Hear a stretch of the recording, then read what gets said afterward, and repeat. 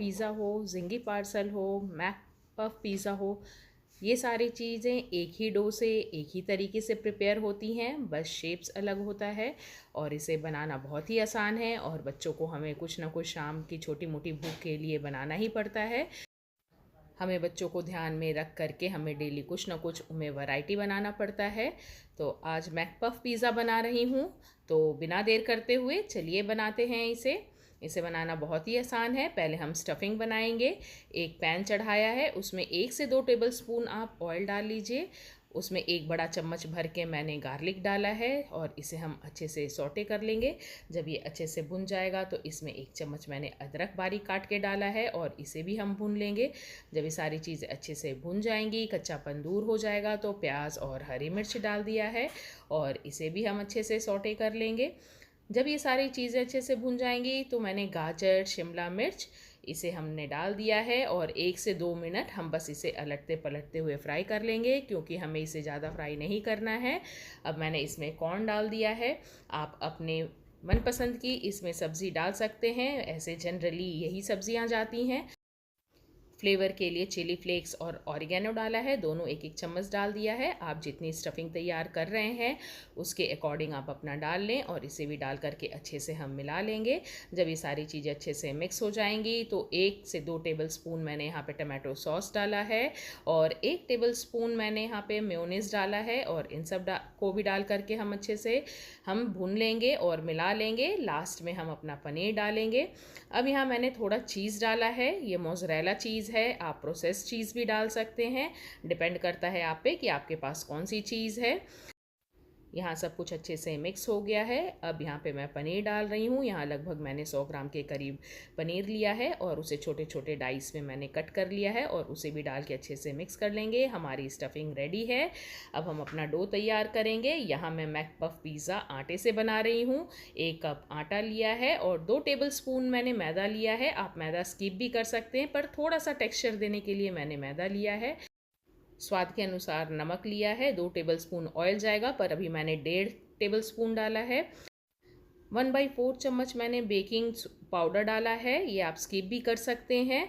और जो आधा टेबलस्पून ऑयल बचा था उसको भी मैंने डाल दिया है और थोड़ा थोड़ा पानी डाल करके हम यहाँ पर सेमी सॉफ्ट हम डो तैयार कर लेंगे। यहाँ लगभग आधा कप के करीब पानी लग जाता है, तो यहाँ देखिए हमारा थोड़ा थोड़ा करके मैं पानी डालते जा रही हूँ और यहाँ हमारा सेमी सॉफ्ट डो तैयार हो गया है।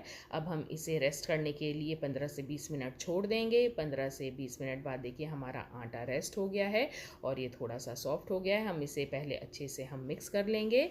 एक बार हम आटे को सॉफ्ट और कर लेंगे। अब हम इसकी एक बड़ी सी रोटी बेलेंगे।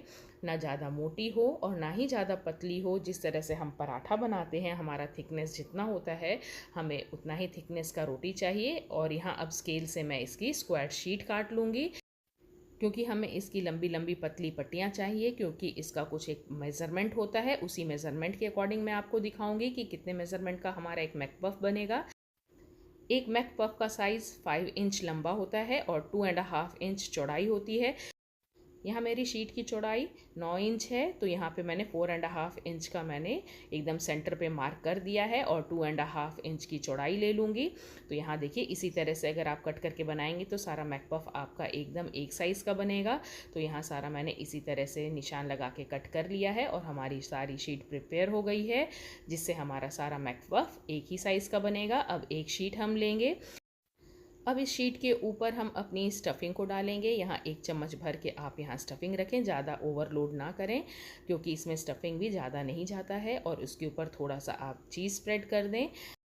चीज़ को भी आप ओवरलोड ना करें। यहाँ देखिए चीज़ मैंने रख दिया है। अब साइड्स पे मैं थोड़ा थोड़ा पानी लगा दूंगी, जिससे हमारा ये चिपकाने में बने। अब दूसरा शीट ले करके इसको मैंने चारों तरफ से अच्छे से दबा करके मैंने सील कर दिया है। और स्टफिंग को भी एक बीच में आप शेप दे दें और हाथ से एकदम अच्छे से दबा दें, जिससे हमारा मैक पफ तलते समय खुले नहीं।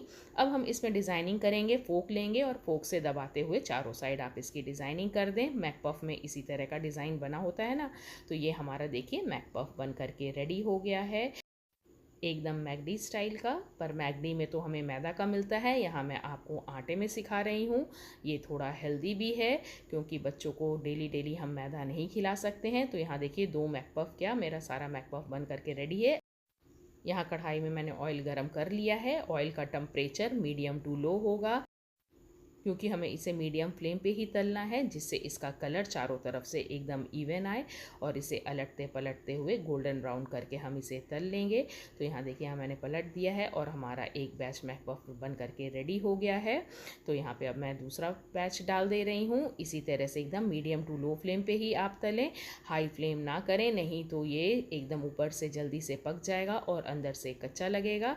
तो यहाँ देखिए, मैंने सारा मैकपफ रेडी कर लिया है। अब आप इसकी प्लेटिंग कर लीजिए, बच्चों को टिफ़िन में दीजिए, शाम की छोटी मोटी भूख में खिलाइए। ये सबको बहुत ही पसंद पड़ता है और बच्चों को तो चीज़ वाला आइटम बहुत ही अच्छा लगता है। ऊपर से ये मैकडॉनल्ड्स स्टाइल मैकपफ पिज़्ज़ा, ये तो बच्चे देखते ही खुश हो जाएंगे और बनाना बहुत ही आसान है। आप इसे बनाइए और अपने फैमिली फ्रेंड्स के साथ इस रेसिपी को ज़रूर शेयर करिए। और यहाँ पे देखिए, एक मैकपफ पिज़्ज़ा मैं आपको कट करके दिखा रही हूँ कि कितना अंदर से चीज़ी और ऊपर से एकदम सॉफ्ट। तो अगर मेरी रेसिपी अच्छी लगी हो तो मेरे चैनल श्वेता के स्वाद को आप लाइक कर दें, सब्सक्राइब करें और अपने फैमिली फ्रेंड्स के साथ मेरे रेसिपी को शेयर ज़रूर करें। फेसबुक और इंस्टाग्राम पे देख रहे हैं तो मेरे पेज श्वेता सहाय को फॉलो कर